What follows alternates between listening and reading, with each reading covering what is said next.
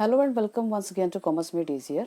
In today's lecture of Business Studies Class 12, we will discuss the chapter Organizing. In the previous lecture of Business Studies, we have already discussed about the meaning, characteristics, importance and organizing as a process. Now today we will discuss the organising as a structure. तो ढांचे के रूप में जो है संगठन वो कैसा होता है, किस तरह से बनता है, वो आज हम पढ़ेंगे।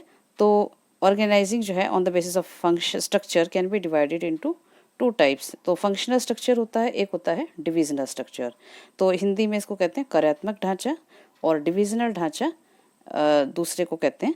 तो first we will discuss the functional structure. तो फंक्शनल स्ट्रक्चर जो ऑर्गेनाइजेशन होता है, ये हम कंपनी का डिस्कस कर रहे हैं क्योंकि ये एक largest form of business organisation होता है, और बाकी जो सोल प्रोप्राइटरशिप बिजनेस होते हैं या पार्टनरशिप बिजनेस होते हैं वो small form of business organisation है। तो हम लार्ज फॉर्म का डिस्कस कर रहे हैं।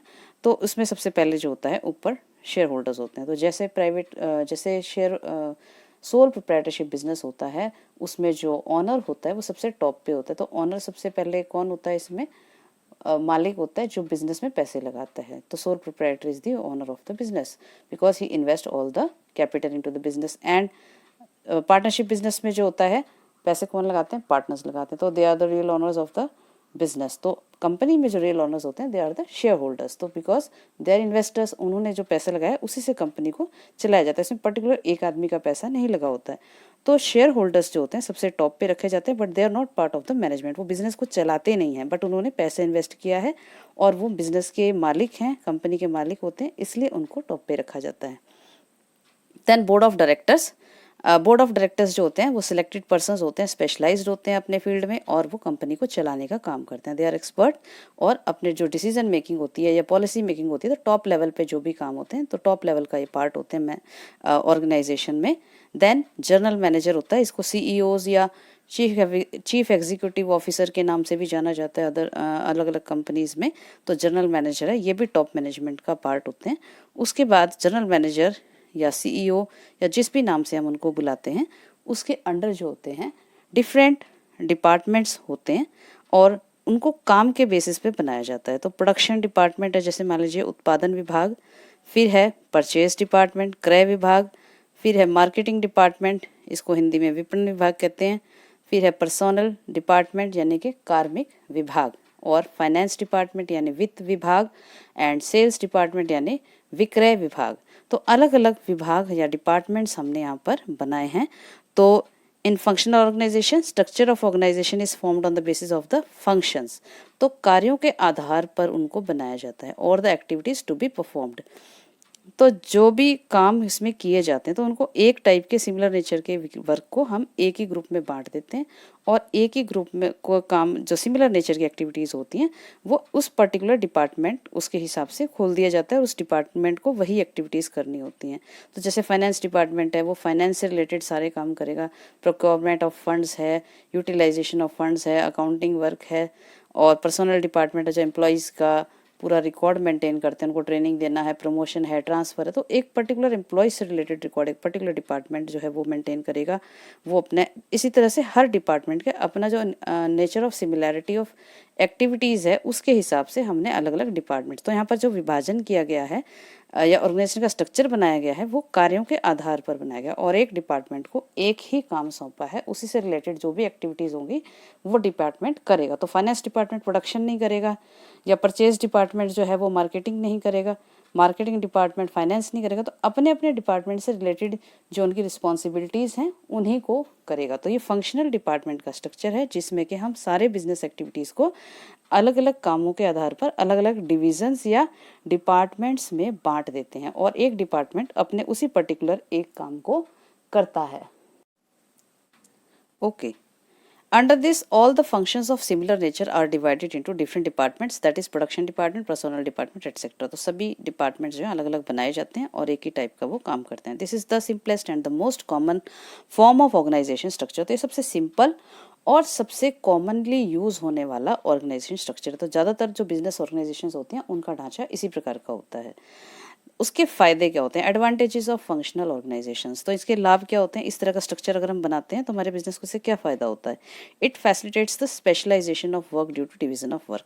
तो स्पेशलाइजेशन ऑफ वर्क आता है क्योंकि हर डिपार्टमेंट को एक ही काम सौंपा गया है। तो प्रोडक्शन डिपार्टमेंट प्रोडक्शन से रिलेटेड एक्टिविटीज़ कर रहा है, मार्केटिंग डिपार्टमेंट मार्केटिंग से रिलेटेड एक्टिविटीज़ कर रहा है, फाइनेंस डिपार्टमेंट फाइनेंस से रिलेटेड एक्टिविटीज़ कर रहा है। तो हर डिपार्टमेंट अपने ही एक्टिविटीज़ कर रहा है जो उससे रिलेटेड है। तो अपने एक ही काम को बार बार करने से रिपीटिशन ऑफ वर्क की वजह से स्पेशलाइजेशन आता है। वो अपने काम में माहिर होते हैं, वेस्टेज कम करते हैं, कॉस्ट कम हो जाता है और कम टाइम वो लेते हैं काम को करने में। It makes the coordination easy in the organisation क्योंकि सबके अपने अपने डिपार्टमेंट है, सब अपने अपने काम से रिलेटेड जो है डिपार्टमेंट से रिलेटेड काम कर रहे हैं, कोई ओवरलैपिंग नहीं है, कोई कन्फ्यूज़न नहीं है। तो कोऑर्डिनेशन जो है ईजी हो जाता है इस तरह के डिपार्टमेंट्स में करने में। Then there is no duplication of work क्योंकि हर काम के लिए अलग डिपार्टमेंट है और सबको जो है रिस्पॉन्सिबिलिटी सौंप दी गई है। तो किसी काम का रिपीटिशन नहीं होता है। तो एक एक बार ही हर एक्टिविटी की जाती है, यानी कि एक ही बार प्रोडक्शन होती है, एक ही बार सेल्स मार्केटिंग। तो हर डिपार्टमेंट सिंगल डिपार्टमेंट दिया हुआ है तो वो एक ही बार जो है अपने अपने काम की एक्टिविटीज़ करता है, कोई दूसरा डिपार्टमेंट उनका काम नहीं करता है। तो बार बार डुप्लीकेशन के चांसेस इसमें नहीं रहते हैं।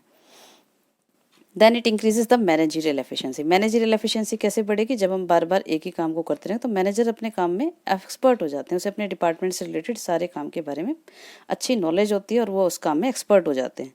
Equal importance is given to all the functions. तो क्योंकि इसमें हर डिपार्टमेंट अलग अलग है, एक डिपार्टमेंट के बिना दूसरे डिपार्टमेंट की कोई वैल्यू नहीं है। अगर फाइनेंस डिपार्टमेंट फाइनेंस आपको लाकर नहीं देगा तो परचेज डिपार्टमेंट आपके लिए सामान नहीं खरीदेगा, या प्रोडक्शन डिपार्टमेंट प्रोडक्शन नहीं करेगा और प्रोडक्शन की गई वस्तु अगर सेल नहीं किया जाएगा या उनकी मार्केटिंग नहीं की जाएगी तो यानी कि हर डिपार्टमेंट अपने आप में इम्पॉर्टेंट है। बिना एक डिपार्टमेंट के दूसरे डिपार्टमेंट्स मतलब एक दूसरे पे निर्भर हैं, इंटर रिलेटेड हैं और एक दूसरे के बिना वो काम नहीं कर सकते हैं। तो इसलिए हर डिपार्टमेंट अपने आप में इम्पॉर्टेंट है, हर एक्टिविटी इम्पॉर्टेंट है। Structure of functional organisations is suitable for small size business also. तो ये छोटे बिजनेसेस के लिए भी उपयोगी, यानी कि वैसे तो ये हर तरह के ऑर्गेनाइजेशन जो है फॉर्म के लिए, छोटे बड़े सभी के लिए ये उपयोगी हैं। तो ये छोटे साइज़ के बिजनेस में भी अच्छे यूज़ हो सकते हैं क्योंकि इसमें जो है एक एक बारी एक्टिविटी होती है। तो हम उसके हिसाब से वर्टिकल जो इसका साइज़ होता है एक एक एक्टिविटीज़ हम अपने बिजनेस में कर सकते हैं। तो हर प्रकार के बिजनेस के लिए सूटेबल फॉर्म होता है। Where only one kind of product is produced. लेकिन वहाँ पर फंक्शनल में क्या होता है, एक ही तरह का प्रोडक्ट जो है वो बनाया जाता है, तो उन्हीं के लिए ज़्यादातर ये सूटेबल होते हैं। Now let us discuss the limitations of functional organisation. तो इस डिपार्टमेंट की हानियाँ क्या होती है, क्योंकि किसी चीज़ का अगर फ़ायदा होता है तो उसका कोई ना कोई ड्रॉबैक्स भी होते हैं, नुकसान भी होते हैं।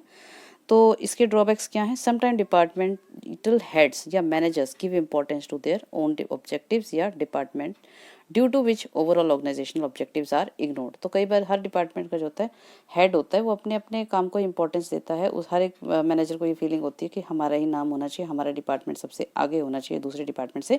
तो उनमें म्यूचुअल कंपटीशन चलता रहता है। तो उसकी वजह से जो है हर व्यक्ति अपने डिपार्टमेंट को इंपॉर्टेंस दे रहा है बजाय कि संगठन के को इंपॉर्टेंस देने के। तो इससे संगठन के जो ऑब्जेक्टिव्स होते हैं, लॉन्ग टर्म ऑब्जेक्टिव्स होते हैं, वो इग्नोर हो जाते हैं, कहीं ना कहीं छूट जाते हैं और इंडिविजुअल ऑब्जेक्टिव्स को इंपॉर्टेंस मिल जाती है, जो कि संगठन के लिए अच्छी बात नहीं होती है।